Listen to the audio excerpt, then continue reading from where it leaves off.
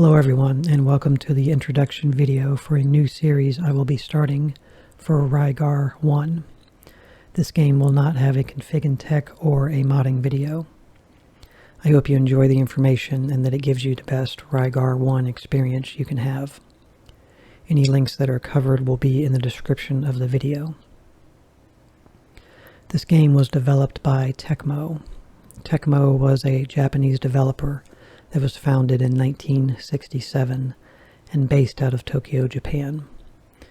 They have been in the game industry for a long time, developing and publishing a lot of games. Tecmo merged with Koei to form Koei Tecmo in 2009. The company is known for games such as Dead or Alive, a fighting game in the arcade, Fatal Frame, a survival horror game on the PlayStation 2. I've played through the first Fatal Frame on my channel if you're interested. You can find the playlist on my home tab. They also made Ninja Gaiden on the NES, Solomon's Key on the NES, Tecmo Bowl, a sports game on the NES, and of course Rygar on the NES. These are just a few of the games that Tecmo has been involved with. The original version of Rygar came out in the arcades in 1986.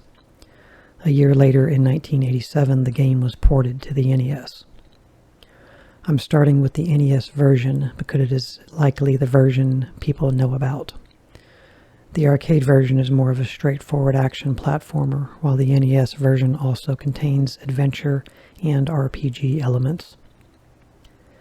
This game takes place in the realm of Argul, an island in the Mediterranean Sea called Argus.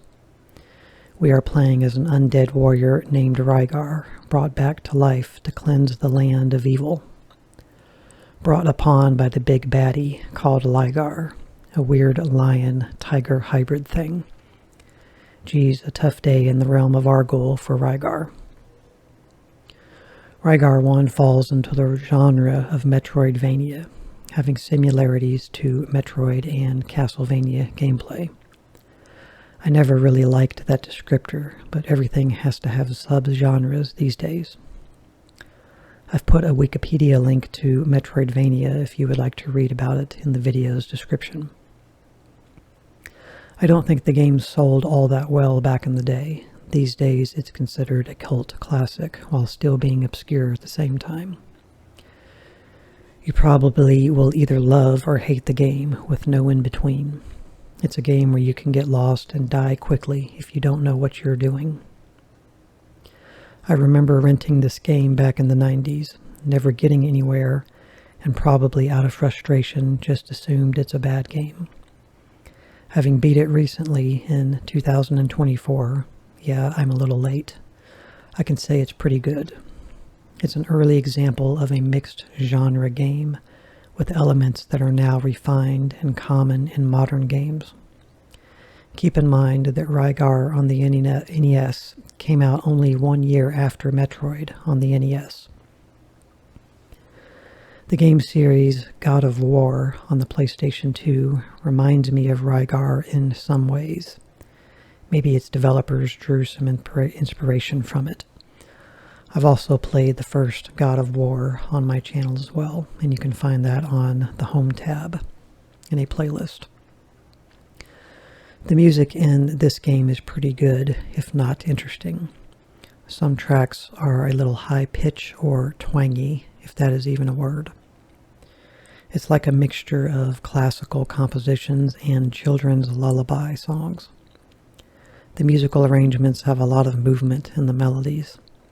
Sometimes it sounds like someone is furiously playing a chiptune violin. You'll either love or hate the music, but I find it charming. It grows on you. The game Dr. Jekyll and Mr. Hyde on the NES uses a song from Rygar as its title screen music. According to Wikipedia, the PAL, or a European version of Rygar, was a lot more difficult. This was due to a programming error that didn't allow Rygar's stats to max or cap. This means you would end up doing less damage to every enemy in the game, making it almost near impossible to beat the last boss.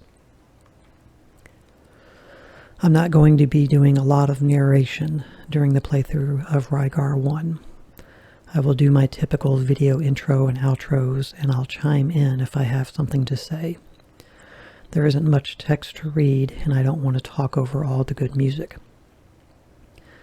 I will be using death warps, sometimes in the playthrough, if I remember to. When you die in this game, it will just take you back to the title screen.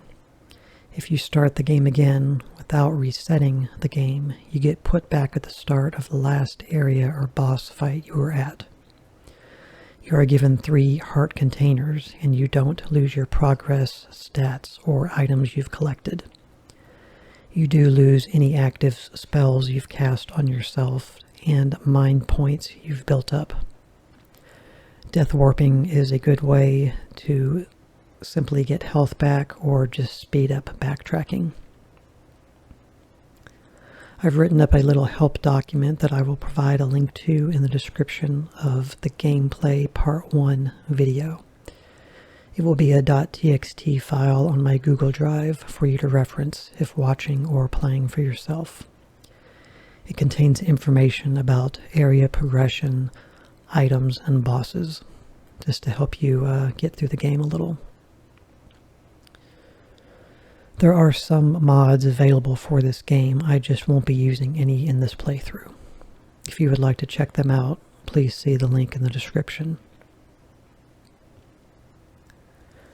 The genre this game falls into is an action platformer / adventure. And How Long to Beat says this game takes roughly 2 hours to 3.5 hours to complete. That's pretty generous if it's your first time playthrough, as you can get lost pretty easily in this game. I'd like to go over the releases by year with you now. So the first game we have is Rygar 1 from the arcade, and that came out in 1986. Then we have Rygar 1 on the Nintendo, and that came out a year later in 1987. Then Rygar Legendary Adventure came out on the PlayStation 2 in 2002. And then the last being Rygar Battle of Argus, and this came out on the Nintendo Wii in 2009. Rygar Legendary Adventure is considered a remake of the original Rygar game. This game came out 3 years before God of War 1 on the PlayStation 2. That being said, it looks like it might be fun to play. I've only ever played and beat Rygar 1 on the NES. I am interested in checking out the other games in the series in the future. Rygar Battle for Argus is the Rygar Legendary Adventure, just for the Wii. The game is supposed to be pretty terrible and considered one of the worst remakes on the Wii system. Just play the PlayStation 2 version of this game and you'll be fine. In the next video, we will be getting into the gameplay directly. Thank you very much for watching and listening. I really appreciate it. And I'll see you in the next video. Bye.